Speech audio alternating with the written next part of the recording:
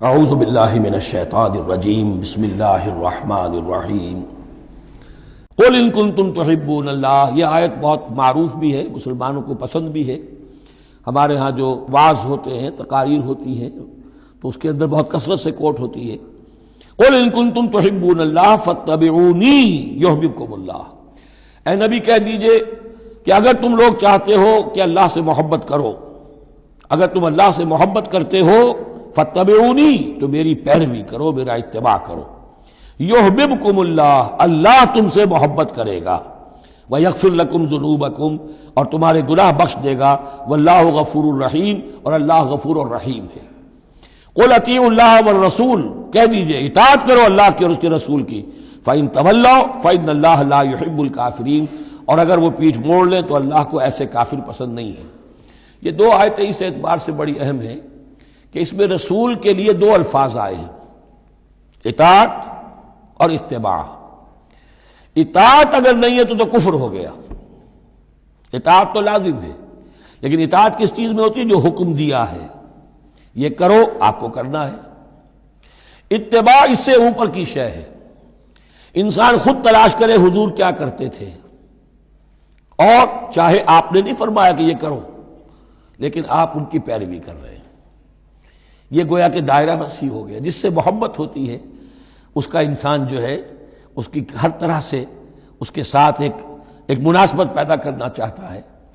کیسا لباس اس کا ہے ویسا ہی لباس اپنا بنائے، کیا چیزیں اس کو پسند ہیں کھانے میں وہی چیزیں خود بھی کھائے اور پسند کرے۔ تو یہ چیزیں جس کا حکم نہیں ہے، جیسے کہ ایک صحابی کا واقعہ آتا ہے کہ وہ ایک مرتبہ آئے اور انہوں نے اس وقت یہ دیکھا، ایک ہی مرتبہ آئے ہوں گے کہیں باہر سے بدو صحابی، کہ حضور کے کرتے کے بٹن لگے ہوئے نہیں تھے۔ انہوں نے ساری عمر پھر اپنے کرتے کے بٹن نہیں لگائے۔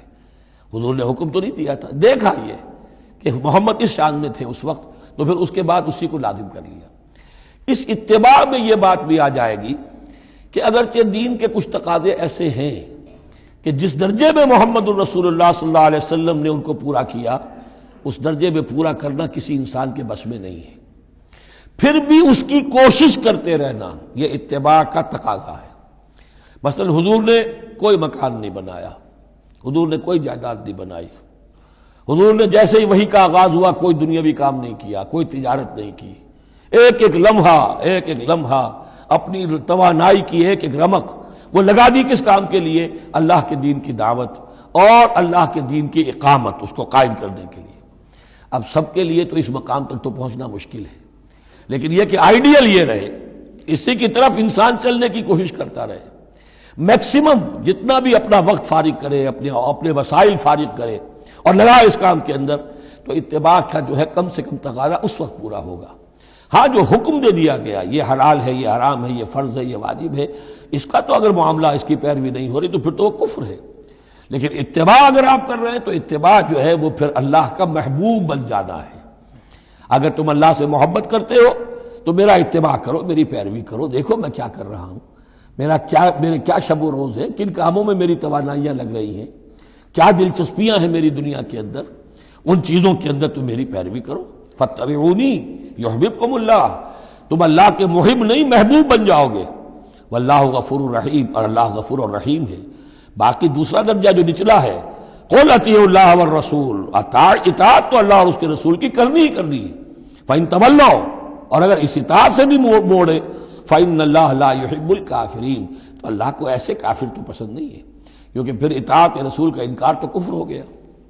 صدق اللہ العظیم۔